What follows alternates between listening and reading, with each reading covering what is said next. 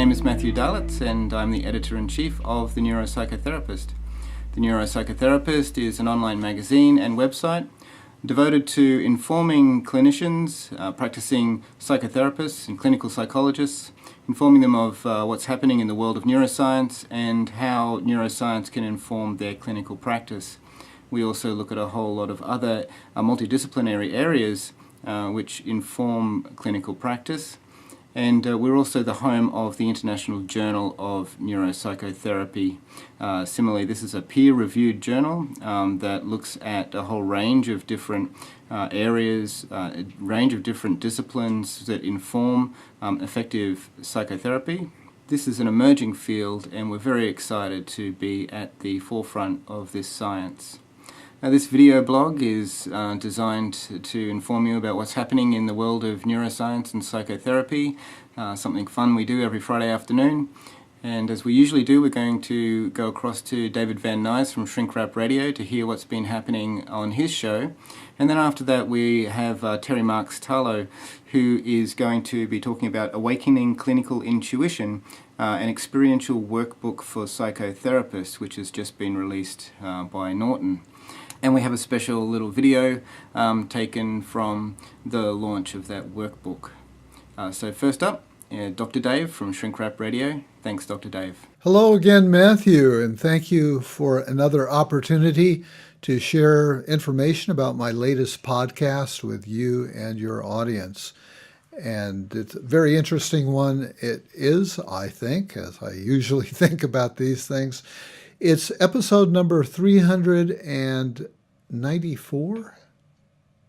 Yes, 394. I was questioning it because suddenly the number seemed too large, but actually it is a large number, and that's accurate. And it's on the benefits of playing video games with Dr. Isabella Gronick. Now, the video game beat isn't my regular beat, but as you know, my interests range far and wide.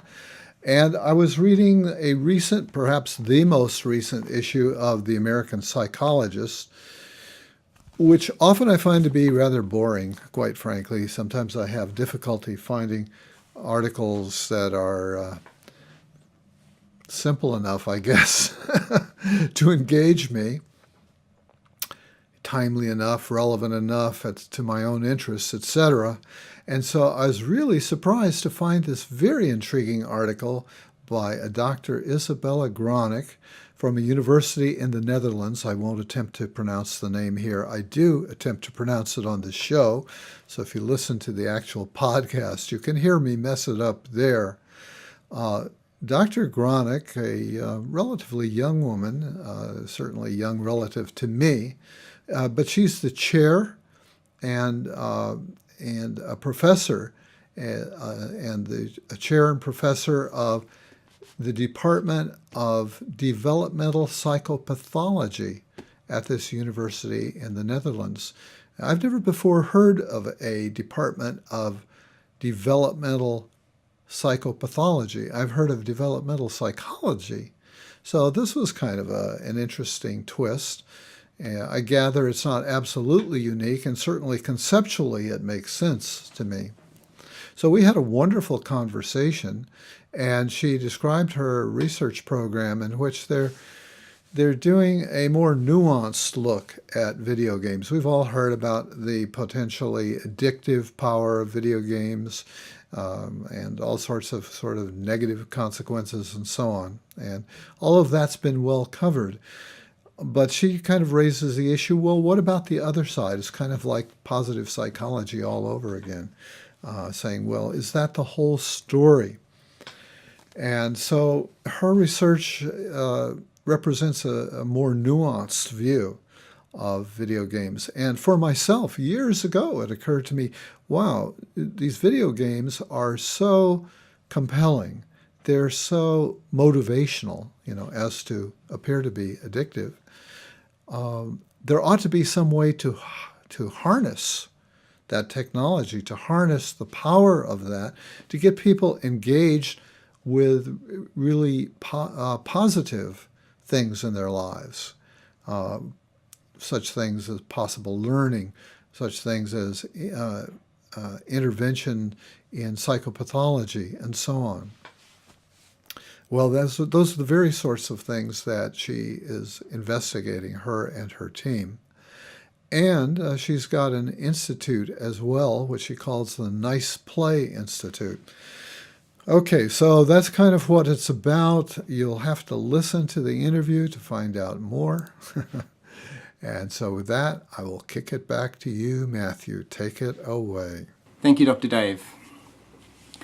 That is particularly interesting to me, having children of my own and very much into video games. I'll certainly be checking out that interview. Now we have Terry Marks-Tarlow, who's been a regular contributor to The Neuropsychotherapist, and she has a new workbook that has just been released. It's called Awakening Clinical Intuition, an experiential workbook for psychotherapists. And we were able to get this video taken by her husband at the recent launch of her book.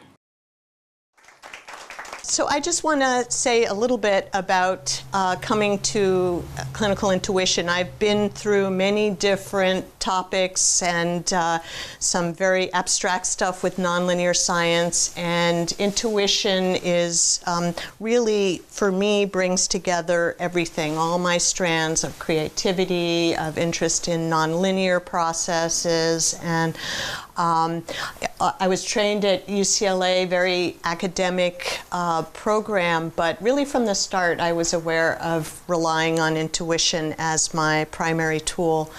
And so I've come to embrace the importance of intuition, no matter what theoretical perspective or orientation or type of therapy anybody does. I really see clinical intuition as the link between theory and practice, as the thing that all of us use continually in the moment-to-moment basis. I believe that relying on intuition is pretty much essential for deep change in psychotherapy, and that it's something that's important not just in the therapist but also in the patient, to help patients tap into intuition, because that's really where novelty and change comes from. And I've come so far with it that I now believe that in this age where being scientifically validated and having manualized approaches and this sort of thing, that it needs to be counterbalanced, that actually I think it may be unethical not to pay attention to intuition, because all those other aspects address the general theory and population level, but when it comes down to actual practice and tuning into the particulars of each person in each moment, that really takes intuition to do. To apply the theory really does take intuition. So this whole train of thought began with the Clinical Intuition in Psychotherapy book. That's the theory book, and my context for that is I tie in human intuition with animal processes, with the neurobiology of the care circuit and the play circuit and the seeking circuit. So for this reason, intuition is primarily nonverbal, it's primarily implicit and non-conscious, at least in its origins, and very old, evolutionarily old, and really taps into very basic processes that all mammals share to some degree when they take care of their young ones and in their social groupings. And it's very deep in the body. So I'm very much into the body with all of this. So I don't believe intuition can be directly taught, but I use the metaphor of a garden. So while the basic ingredients are there from the start, gardens need to be fertilized, they need to be pruned, they need to be tamed, and so this workbook is bringing all of that theory to a more experiential level, and it's filled with exercises that help clear out mental clutter, because too much thinking definitely gets in the way of intuition.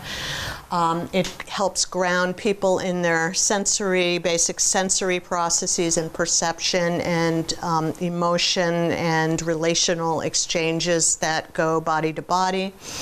And it helps to open up the imagination and creativity, because I truly believe that interpersonal creativity is essential for change and deep change in psychotherapy.